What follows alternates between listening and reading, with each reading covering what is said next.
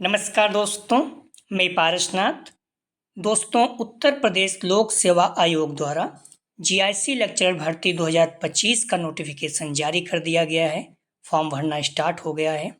इस वीडियो में हम लोग देखेंगे कि general, EWS, OBC, SC, ST, दिव्यांगजन, सरकारी कर्मचारी, माध्यमिक शिक्षक, भूतपूर्व सैनिक, कुशल खिलाड़ी, महिला, स्वतंत्रता सेनानी इत्यादि को प्रारंभिक और मुख्य परीक्षा में पास होने के लिए न्यूनतम अर्थात कम से कम कितना % अंक प्राप्त करना अनिवार्य है।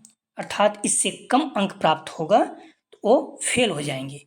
ठीक है, चाहे सीटें खाली रह जाएं। तो आइए देखते हैं।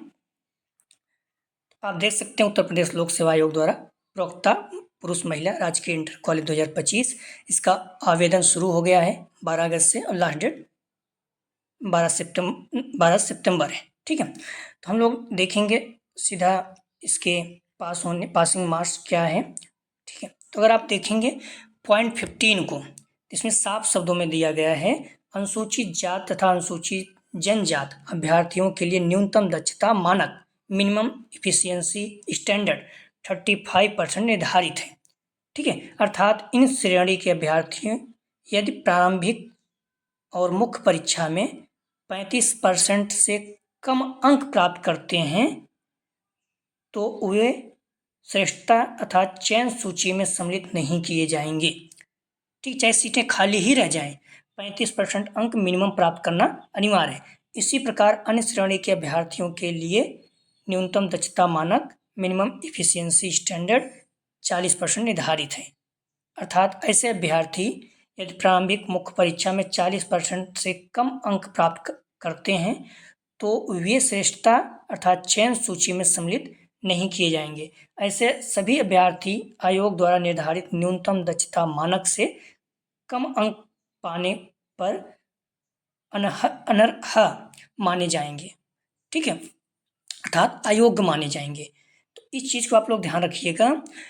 जैसे SC ST, ठीक है, 35%। इसी प्रकार अन्य श्रेणी मतलब जनरल, EWS, OBC, दिव्यांग, ध्यान रखिएगा। ठीक है, ये सब प्लस जो दिव्यांगजन हैं, सरकारी कर्मचारी हैं, माध्यमिक शिक्षक हैं, भूतपूर्व सैनिक है, स्वतंत्रता सेनानी, कुशल खिलाड़ी, महिलाएं, ये सब अपने कैटेगरी के अनुसार पासिंग मार्क्स रहेगा। मान कोई जनरल की महिला है तो उनका 40% रहेगा। ठीक है, कोई सरकारी कर्मचारी या माध्यमिक शिक्षक, भूतपूर्व सैनिक या दिव्यांग जनरल में है तो उनको 40% प्राप्त करना होगा। SC ST में है तो उनको 35% प्राप्त करना होगा। तो आप लोग क्लियर हैं। हालांकि कट ऑफ इतना ज़्यादा जाती है, 35% या 40% आना कोई मतलब असंभव जैसा है क्योंकि इतना कंपटीशन है, लेकिन उन्होंने साफ शब्दों में बता दिया है। ठीक है, मान लीजिए 100 सीट है। ठीक है, 100 सीट है, 15 गुना बुलाएंगे मेंस के लिए तो कितना हो जाएगा? 1500। लेकिन मान लीजिए ऐसा बच्चे जो हैं 1200 बच्चे ही 35% से ऊपर रहते हैं, बाकी बच्चे मिलते ही नहीं है। मान लीजिए SC ST में मिलते ही, या फिर जनरल में, EWS या OBC में, ऐसा होगा नहीं। मान लीजिए तो अगर 1200 बच्चे ही पास कर पाते हैं 35% से ऊपर तो उन्हें लिया जाएगा। चाहे 300 सीटें खाली ही रह जाएंगी मेंस के लिए, लेकिन 35% अगर पास नहीं प्राप्त किए SC ST तो उनको मेंस के लिए नहीं बुलाया जाएगा। ठीक है, या फिर फाइनल, मान लीजिए फाइनल में 1000 सीटें हैं तो मान लीजिए 800 बच्चे ही 35% प्राप्त करते हैं मुख्य परीक्षा में, 200 बच्चे नहीं प्राप्त करते हैं, सीट खाली रह जाएगी लेकिन उन्हें लिया नहीं जाएगा। इसी तरह से जनरल, EWS, OBC के लिए भी रहेगा। ठीक है, मिनिमम 40% प्राप्त करना अनिवार्य है, चाहे प्री हो चाहे मेंस हो। इस चीज़ को आप लोग ध्यान रखना। SC ST के लिए 35%, प्री में भी प्राप्त करना है कम से कम और मुख्य परीक्षा में भी प्राप्त करना है कम से कम। ठीक है, इसी प्रकार अन्य श्रेणी मतलब जनरल, EWS, OBC, ठीक है, उनके लिए 40% प्री में, 40% ही मुख्य परीक्षा में कम से कम अंक प्राप्त करना अनिवार्य है। अगर इससे कम है, चाहे सीटें खाली रह जाएंगी, लेकिन फिर आपको नहीं लिया जाएगा। ये मिनिमम है। हालांकि इतना जाएगा नहीं, मुझे पता है कट ऑफ बहुत ज़्यादा जाती है तो इतना रहेगा नहीं, लेकिन ये बताया गया है कि मिनिमम है, इतना रहना ही होगा। कुछ चीज़ों से रह जाता है कभी कभी। ठीक है, स्वतंत्रता सेनानी वगैरह में।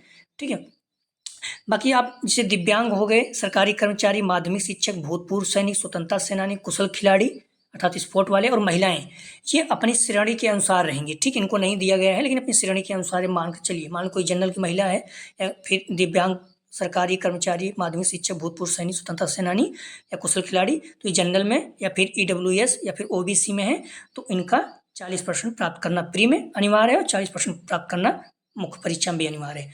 बाकी अगर SC ST में आते हैं तो SC ST में 35% प्राप्त करना अनिवार्य है। तो आप लोग समझ गए कि SC ST के जो कैंडिडेट हैं उन्हें प्री में भी कम से कम 35% अंक प्राप्त करना जरूरी है और मुख्य परीक्षा में भी। और जो जनरल, ईडब्ल्यूएस, ओबीसी, दिव्यांग मतलब जिसमें आएंगे जनरल, ईडब्ल्यूएस और ओबीसी, इनको 40% अंक प्राप्त करना अनिवार्य है प्री में भी और मुख्य परीक्षा में भी, मतलब पीटी मेंस दोनों में। बाकी दिव्यांग, सरकारी कर्मचारी, माध्यमिक शिक्षक, भूतपूर्व सैनिक, स्वतंत्रता सेनानी, कुशल खिलाड़ी, महिला, इन सबको अपने कैटेगरी के अनुसार पासिंग मार्क मिनिमम न्यूनतम प्राप्त करना अनिवार्य है। तो क्लियर है, आप लोग समझ गए होंगे उम्मीद करते हैं। कोई भी क्वेरीज हो तो आप कमेंट सेक्शन में बता सकते हैं। बाकी आपको पता ही है 1/3 माइनस मार्किंग भी रहेगा।